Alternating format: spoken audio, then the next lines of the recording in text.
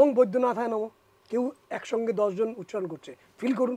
তখন আমি বলি আপনি বৈদ্যনাথে গিয়ে পুজো দিতে পারেন, কারণ রাবণের হাতে মহাদেব চলে যাচ্ছেন, তো সাংঘাতিক অবস্থা, বিপদ।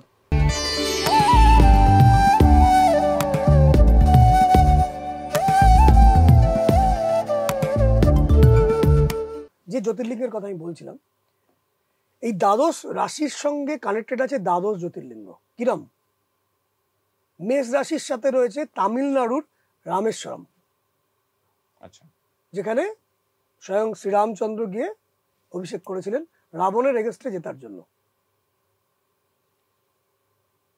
বৃষরাশির সঙ্গে যুক্ত আছে সোমনাথ জ্যোতির্লিঙ্গ। সোমনাথ জ্যোতির্লিঙ্গ একটা বড় হিস্ট্রি।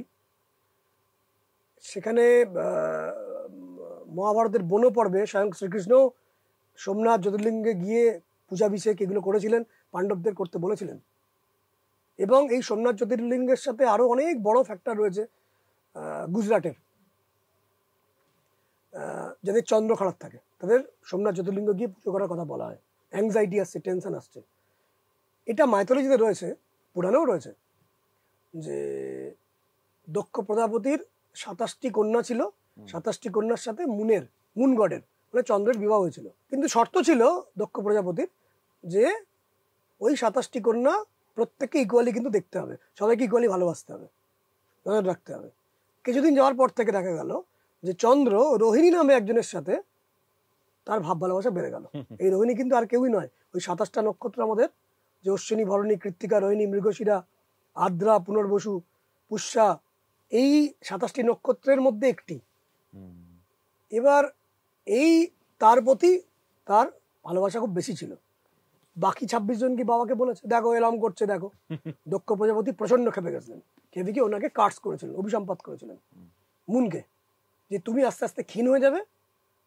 এটা বলা হয় যে আগে এখনকার যে চন্দ্রমা যেমন ধীরে ধীরে শুক্লপক্ষে তার তেজ বাড়ে, কৃষ্ণপক্ষে তেজ কমে যায়, এই ব্যাপারটা কিন্তু আগে ছিল না। মাইথোলজি পড়লে আপনি জানতে পারবেন। এবার মাইথোলজির সব সত্যতার জায়গা তো আপনার পাওয়া সম্ভব নয়, ওইটাই পসিবল নয়। আরো আগে তো সাহিত্য না, সাহিত্য নয়। কেন নয়? তার কারণ সেগুলো দিয়ে কাজ করে লোকে তো কাজ পাচ্ছি, তো সাহিত্য বলবো কি হবে? ঠিক, ফলে আমি সাহিত্যটা বলতে পারছি না। আমি এটা বলতে পারি এই সাবজেক্টটা ধীরে ধীরে কিভাবে ক্রিয়েট হয়েছে, মানে ক্রিয়েট তো হয়েছে কোনো না কোনো সময় ব্রহ্মাণ্ড থেকে। তো একদম ব্রহ্মাণ্ডের হিস্ট্রি কে জানে। এবং আমরা মাইথোলজি বলছি এটা, যে দেখবেন নাসাতেও গেলে দেখবেন আপনি, ওখানে কিন্তু মহাদেবের যে ওই নটরাজের মূর্তি রয়েছে। ওয়াই? সৃষ্টি এবং ধ্বংস। মহাদেব কিন্তু ছেলে খেলা নয়, সাংঘাতিক বড় এনার্জি। এই চন্দ্রদেব ধীরে ধীরে ক্ষীণপ্রাপ্ত হবে উনি বলেছিলেন, এবং ক্ষীণপ্রাপ্ত হতে হতে হতে হতে তুমি একদম ছোট্ট একটি মানে অংশে পরিণত হয়ে তুমি শেষ হয়ে যাবে, ওই অভিসম্পাত করেছিলেন। এবং তারপর থেকে তার মুন গডের মানে চন্দ্র দেবতার তেজ আস্তে আস্তে ক্ষীণ হচ্ছিল, এবং সাংঘাতিক উনি জরাগ্রস্ত হয়ে গেছিলেন। তখন তিনি দক্ষ প্রজাপতির কাছে গিয়ে ক্ষমা চাইলেন, যে বড্ড ভুল করে বেড়েছে, আর এরকম করবো না। এবং বাকি 27 জন মিলে দক্ষ প্রজাপতিকে বললেন যে তুমি তোমার জামাইকে ক্ষমা করে দাও। দক্ষ প্রজাপতি বললেন আমি তো বলে ফেলেছি, আর তো কিছু করার নেই, একটাই রাস্তা, মহাদেবকে সন্তুষ্ট করো। মহাদেবকে উনি ত্রিবেণী সঙ্গম, একটা হচ্ছে হিরণ, কপিলা এবং সরস্বতী, এই 3 সঙ্গমে গিয়ে উনি পুজো করতে আরম্ভ করলেন। জায়গা কিন্তু সেই সোমনাথ মন্দিরের কাছে। তখন সোমনাথ মন্দির কিন্তু স্থাপিত হয়নি। আচ্ছা, গিয়ে উনি প্রার্থনা করেন দীর্ঘদিন ধরে। মহাদেবের কৃপায় মহাদেব বললেন একবার তো কেউ কার্ড দিলে পুরোটা আমি তো ঠিক করতে পারবো না, কিন্তু এটা বলছি তোমাকে আশীর্বাদ, তুমি ধীরে ধীরে তুমি তোমার চেহারার মধ্যে ব্রাইটনেস আসবে ফর সার্টেন টাইম, আবার ক্ষয়প্রাপ্ত হবে। তুমি তো ভুল কিছু করেছো, কিছুটা নিতে হবে, কিন্তু আমি তোমায় ব্লেস করছি, তুমি পুরোটাই ক্ষয়প্রাপ্ত হয়ে যাবে না, এবং তুমি নিঃশেষ হয়ে যাবে না, শেষ হয়ে যাবে না, ফিনিক্সের মতো ফিরে আসবে আবার। যেটা বারবার হয়, চন্দ্রমা ধীরে ধীরে কলার মধ্যে আসে, শূন্য হয়ে যায়, আকাশ কালো হয়ে যায়, আবার আকাশ ভরে ওঠে। তো সেতে খুশি হয়ে চন্দ্রমা প্রথম গোল্ডের তৈরি করা সোমনাথ মন্দির তৈরি করেছিলেন। তারপর তার অ্যাটাক এসেছিল, তারপরে রাবণ ত্রেতা যুগে, এটা হয়েছিল সত্য যুগে। এবং মাইথোলজি বলছে চন্দ্র 3 বার এসছেন। প্রথম ব্রহ্মা তৈরি করেছিলেন, প্রলয় হয়েছিল, ধ্বংস হয়ে গেছিল, সেই সময়ের ব্রহ্মা। পরে আবার প্রলয় হলো, আবার এক ব্রহ্মা তৈরি হলো। তারপরে অত্রি ঋষির চোখ দিয়ে বেরোলো, প্রবল তেজে চন্দ্রকে আর রাখা গেল না, তাকে এন্ড করতে হলো, শেষ করতে হলো। তারপর সমুদ্র মন্থনের সময় লক্ষ্মীর সাথে আবার উঠলেন, সেই চন্দ্রমা এটা। সত্য যুগে সেই চন্দ্র গোল্ডের তৈরি সোমনাথ মন্দির নির্মাণ করলেন। তারপর আরো অ্যাটাক এলো, ত্রেতা যুগে রাবণ সিলভারের তৈরি নির্মাণ করলেন, আবার অ্যাটাক এলো, তাকে ধ্বংস করা হলো, কারণ যা কিছু ভালো তাকে অ্যাটাক হয়। তারপরে দাপর যুগে স্বয়ং কৃষ্ণ সেই ভঙ্গ দশা অবস্থা, তাকে স্যান্ডালউড দিয়ে বানালেন কৃষ্ণ দাপর যুগে, যার কথা মহাভারতের বন পর্বে রয়েছে। উদ্দেশ্য হচ্ছে কিন্তু চন্দ্রকে কি করে, সেই চন্দ্র মহাদেবের কৃপায় কিভাবে তার যে ঔজ্জ্বল্য ফিরে পেয়েছে। যখন কারুর মনের ওপর অত্যন্ত চাপ তৈরি হয়, বিবাহ জীবনে অত্যন্ত কষ্ট তৈরি হয়, অত্যন্ত মানুষ ডিপ্রেশনে যায়, তখন আমি বলবো আপনি সোমনাথ মন্দিরে গিয়ে আপনি বিল্লপত্র, অক্ষত এবং জল বা গঙ্গা জল দিয়ে আপনি সেখানে রুদ্রাভিষেক করুন। পঞ্চমী তিথি, নয় ত্রয়োদশী, নয় চৌদ্দশী গিয়ে করুন। বছরে 3 বার করার নিয়ম। এটা করলে কিছুটা রিলিফ আসতে পারে। এবং যদি সেটা নাও পারে, গুগল থেকে দেখুন সোমনাথ মন্দিরের জ্যোতির্লিঙ্গের কিরম চেহারা, তার কাছে প্রার্থনা করুন। কিছু পারছেন না, তাকে দেখে ওং চন্দ্রেশ্বরায় নমঃ, ওং সোমায় নমঃ, ওং সোমেশ্বরায় নমঃ, ওং সোমনাথায় নমঃ, মনে মনে তার কাছে প্রেয়ার করুন। এটা তো মানুষ ইজিলি পারবে, এটা বিরাট কোনো খরচা নেই। করে দেখুন না, মজা করে দেখুন না কি রেজাল্ট আসে। এবার আমরা কি করি, যেটা আমরা করি সেটা হচ্ছে আমরাও কিন্তু এই কানেক্টেড। আমরা যেটা করি, ওই যে দ্বাদশ জ্যোতির্লিঙ্গ আছে, সেই দ্বাদশ জ্যোতির্লিঙ্গ বিভিন্ন পারপাসে বিভিন্ন প্ল্যানেটদের সাথে কানেক্টেড। সেই জ্যোতির্লিঙ্গের সাথে আমার আচার্যরা কানেক্টেড রয়েছেন। তাদের ওই তিথিতে, যাদের যে তিথিতে লাগে, মেনলি পঞ্চমী, ত্রয়োদশী এবং চৌদ্দশী, তার পূজার কিছু সামগ্রী আমরা নিয়ে আসি। আচ্ছা, সেই সামগ্রীগুলো আরো অনেক কিছু ক্রিয়াদির মাধ্যমে যারা যারা আমাদের কাছে রিকোয়েস্ট করে যে ফর বেটার পারপাস, তাদেরকে করি এবং সেখানে দায়িত্ব দিয়ে করি। দায়িত্ব থাকে, যে কারণে এটা কিন্তু সাহিত্য নয়, যে কারণে এটা কিন্তু কোনো মজার নিছক গল্প নয়, এটা লোকেদের কিছু ট্রান্সফার্ড হয়, যে কারণে সাবজেক্ট এখনো চলছে। এবং এর পরবর্তী ক্ষেত্রে নাগেশ্বর আছে, তার পরবর্তী ক্ষেত্রে ওমকারেশ্বর রয়েছে, বৈদ্যনাথ রয়েছে, মল্লিকার্জুন রয়েছে, মহাকালেশ্বর রয়েছে, কৃষ্ণেশ্বর রয়েছে, কাশী বিশ্বনাথ রয়েছে, ভীমশঙ্কর রয়েছে, কেদারনাথ রয়েছে, ত্রম্বকেশ্বর রয়েছে। এই দ্বাদশ জ্যোতির্লিঙ্গের আলাদা প্রত্যেকটার ব্যাখ্যা রয়েছে। সেই দ্বাদশ জ্যোতির্লিঙ্গের কাছে গিয়ে যখন প্রার্থনা করা হয়, তাদের গ্রহগুলোর কিছু সমাধান আসে। স্যার, তাহলে খুব সুন্দর একটা আলোচনা করলেন, বেশ ইন্টারেস্টিং লাগলো। এত গল্প তো জানি না, মানে অ্যাজ ইন আমরা সাধারণ মানুষেরা যারা পড়াশোনাটা করিনি এই দিকগুলো নিয়ে, তাদের কাছে কোথাও গিয়ে মনে হয় সাহিত্য বা সেই জায়গা থেকে উঠে আসা কোনো না কোনো মনীষী কখনো না কখনো লিখেছেন। সেখানে আপনি রামেশ্বরম নিয়ে কথা বলেছেন, সোমনাথের মন্দির নিয়ে কথা বলেছেন, আরো তো নিশ্চয়ই প্রচুর মন্দির রয়েছে যেখানে তারা যেতে পারে বা সেই জায়গাকে স্মরণ করতে পারে। একদম, একটু যদি আলোচনা করেন। জ্যোতির্লিঙ্গের মধ্যে প্রথমটা হচ্ছে রামেশ্বরম। যে রামেশ্বরম মন্দিরটা আমাদের হরস্কোপের মেষ রাশির সাথে কানেক্টেড। তারপরে হচ্ছে সোমনাথ, যেটা আমাদের হরস্কোপের বৃষ রাশির সাথে কানেক্টেড। তারপরে আসছে নাগেশ্বরম, সেটার সাথে কানেক্টেড হচ্ছে মিথুন রাশি। কর্কট রাশির সাথে কানেক্টেড হচ্ছে ওমকারেশ্বর। সিংহ রাশির সাথে কানেক্টেড হচ্ছে দেওঘরের ঝাড়খণ্ডের বৈদ্যনাথ। কন্যা রাশির সঙ্গে পরে সিংহ রাশির পরে কন্যা রাশি মল্লিকার্জুন। এবং অদ্ভুতভাবে দেখলে দেখবেন যে এই জ্যোতির্লিঙ্গগুলো একটা শঙ্খের মতন ওই জায়গাগুলো এসছে, মানে আকাশ থেকে ওপর থেকে ওই জ্যোতির্লিঙ্গগুলো স্বয়ম্ভু তৈরি হয়েছিল পুরো শঙ্খের মতন। এত মনে থাকে কি করে আপনার স্যার? থাকে, কারণ এগুলো তো ডেলি কাজ করছে এটা নিয়ে। এদের ওই ওখানকার যে আহুতির দ্রব্য, যজ্ঞের দ্রব্য আমার তো আচার্যরা গিয়ে নিয়ে আসে, ফলে আমি তো কানেক্টেড। ফলে সেই কানেক্টেড থাকার জন্য তো মুখস্থ রয়েছে। এবার এইভাবে যে প্রত্যেক কটা যে জ্যোতির্লিঙ্গ আছে গিয়ে দেখতে হয়, সেই জায়গাটা গিয়ে হরস্কোপে গিয়ে দেখতে হয়। ধরুন কারো হরস্কোপে কোনোটা লিগাল কেস এসছে, বিজনেসে কোনোটা ঝঞ্ঝাট এসছে, লিগাল কেস জেনারেলি নিয়ে আসে রাহু এবং কেতু। রাহু হচ্ছে কিন্তু মিথুন রাশির ঘরে থাকে, মিথুন রাশির ঘরের সাথে নাগেশ্বরম কানেক্টেড। যখন নাগেশ্বরম কানেক্টেড, ওই নাগেশ্বরমে গিয়ে যদি আপনি পুজো দেন, পঞ্চমী তিথি, ত্রয়োদশী বা চৌদ্দশী, যদি বছরে অন্তত 3 বার যান, অন্তত 1 বার যান, যদি একদম তাও না পাচ্ছেন, ওং নাগেশ্বরায় নমঃ মোবাইলে ওয়ালপেপারে রাখলেন, বারে বারে তার দিকে প্রার্থনা করলেন, অন্তরে যখন সময় পাচ্ছেন প্রার্থনা করছেন, একটা পজিটিভ এনার্জি তাকে ওই বাজ এনার্জিগুলো সরিয়ে দিতে পারে। স্যার, এত জায়গা নিয়ে কথা বললেন, বৈদ্যনাথ নিয়ে একটু জানতে ইচ্ছে করছে। বৈদ্যনাথ হচ্ছে বেসিক্যালি সিংহ রাশির ঘর। তার সাথে কানেক্টেড। আমি বলেছিলাম রুদ্র সংহিতা যারা ফলো করবে পেয়ে যাবে, ওখানে এই রেফারেন্সটা রয়েছে। সিংহ রাশির ঘরে 0 থেকে 20 ডিগ্রির মধ্যে রবি মূলত্রিকোণে থাকে, পাওয়ার পায়।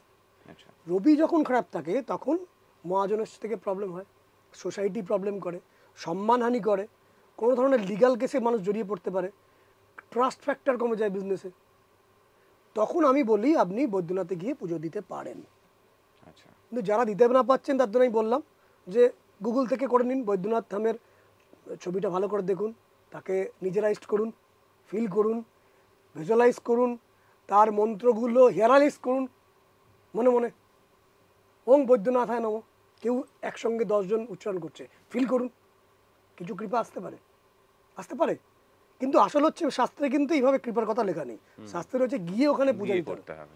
এবার বৈদ্যনাথের সঙ্গে যেটা কানেক্টেড সেটা হচ্ছে, এবং এর থেকে আমরা যে সূত্রটা পেয়েছি, অন্তত আমি যেটা বার করেছি, যখন মানুষ কোনোটা কাজে আটকে গেছে, মানে আপনার পায়ের গোড়াটা ধরে নিয়েছে, আপনি কিছুতেই পায়ের গোড়ায় টেনে বার করতে পারছেন না, কোনো জায়গায় আটকে গেছেন, সে বিজনেসে হোক বা কোনো একটা যে কোনো বিষয়ে আপনি কিছু ছড়িয়ে তুলতে পারছেন না, কারণ ওটাকে যদি জোর করে ছড়াতে যান তাহলে আপনার লিগাল ডিসপিউট আসবে, নাহলে সামাজিক ডিসপিউট আসবে, মানে কিছু না কিছু আপনি ফাঁসবেন, কেউ ফাঁসবে আর কি।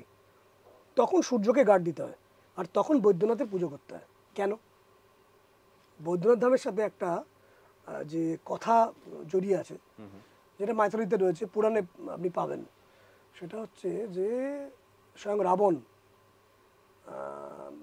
কৈলাসে গিয়ে মহাদেবকে অনেক কষ্টে সন্তুষ্ট করেছিলেন, ওনার 9খানা মাথা স্যাক্রিফাইস করেছিলেন যজ্ঞে। কিভাবে করেছিলেন জানি না, শাস্ত্র এটা বলছে। মহাদেব সন্তুষ্ট হয়েছিলেন, বলো কি চাও? বলছে প্রভু তুমি যেখানে কৈলাস ধামে তুমি তো রয়েছো, আমি তোমাকে পুরো আমি ওই এনার্জি সহ তুমি আমার লঙ্কায় চলো।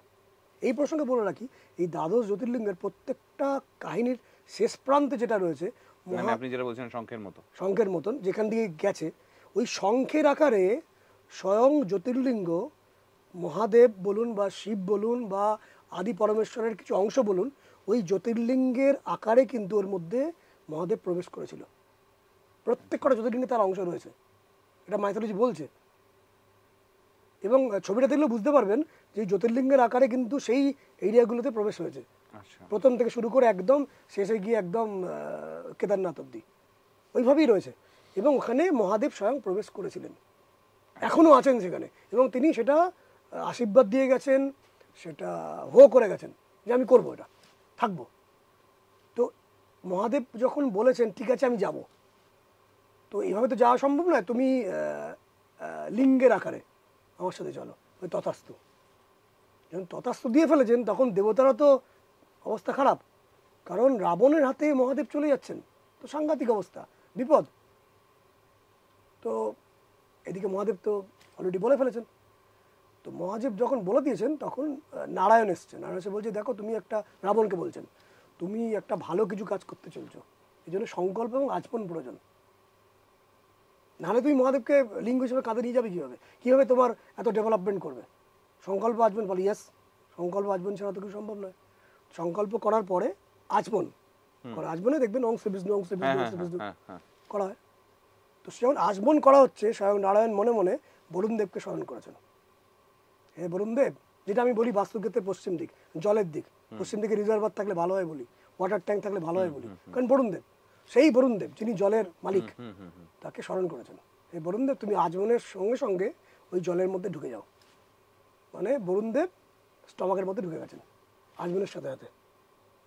তো রাবণ চলেছেন হাতে শিবলিঙ্গ নিয়ে, কিন্তু মহাদেব বিষ্ণুর পরামর্শে একটা শর্ত দিয়েছেন, মানে নারায়ণের পর শর্ত দিয়েছিলেন যে তুমি যদি ওই লিঙ্গটি যেখানে রেখে দেবে, যদি লঙ্কা যাওয়ার পথে, সেখান থেকে কিন্তু আমি আর উঠবো না, এটা কিন্তু বুঝে ওখানে থেকে যাবো না, না আমি এই নিয়ে চললাম। তো কৈলাস থেকে যাচ্ছেন, যাওয়ার পথে ওই বৈদ্যনাথের পাশ দিয়ে উনি যাচ্ছেন ঝাড়খণ্ড, হঠাৎ করে ওনার খুব জোর মূত্র ত্যাগ করার ইচ্ছা এসছে,